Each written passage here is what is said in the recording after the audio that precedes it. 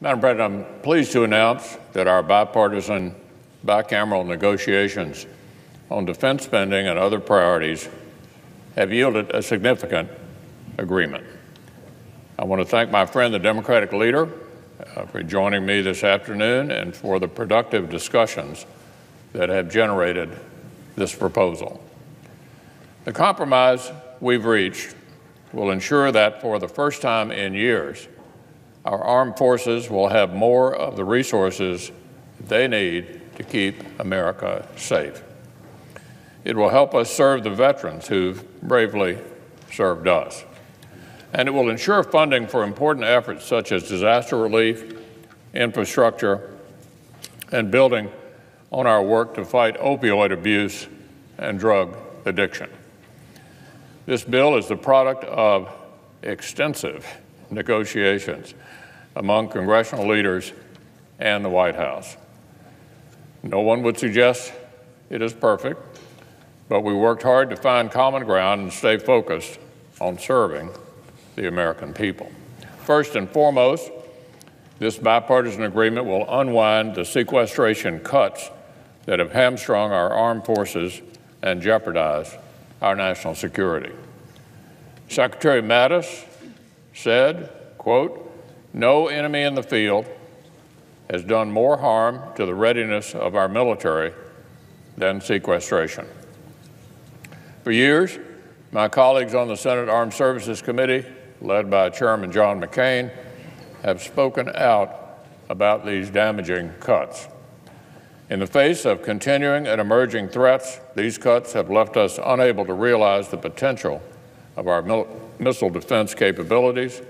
They've whittled down our conventional forces, laying an undue burden on forward deployed personnel and their families. And they've shrunk our fleet to its lowest ship count in nearly 3 decades. We haven't asked our men and women in uniform to do less for our country. We've just forced them to make do with less than they need. This agreement changes that. In addition, this bill will provide for our returning heroes. Too often, underfunded, overcomplicated bureaucracies fail to deliver the care our veterans deserve.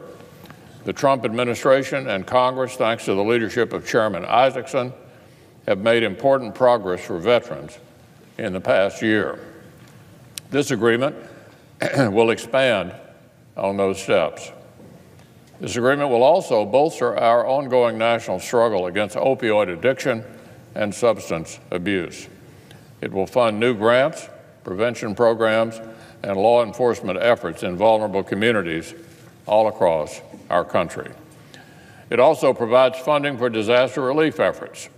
Last year, powerful storms crippled Puerto Rico and the U.S. Virgin Islands and damaged mainland communities from Florida to Texas.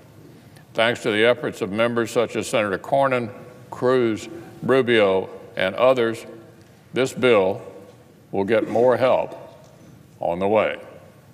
And the agreement will clear the way for a new investment in our nation's infrastructure, a bipartisan priority shared by the President and lawmakers of both parties. This bill does not conclude the serious work that remains before Congress. After we pass it, the appropriations committees will have 6 weeks to negotiate detailed appropriations and deliver full funding for the remainder of fiscal year 2018. But this bill represents a significant bipartisan step forward. I would urge every senator to review this legislation and join us in voting to advance it. I particularly want to thank my friend, the Democratic leader. I hope we can build on this bipartisan momentum and make 2018 a year of significant achievement for Congress, for our constituents, and for the country that we all love. Now, on one final matter, as I've said publicly many times, our upcoming debate on DACA, border security, and other issues will be a process that is fair to all sides.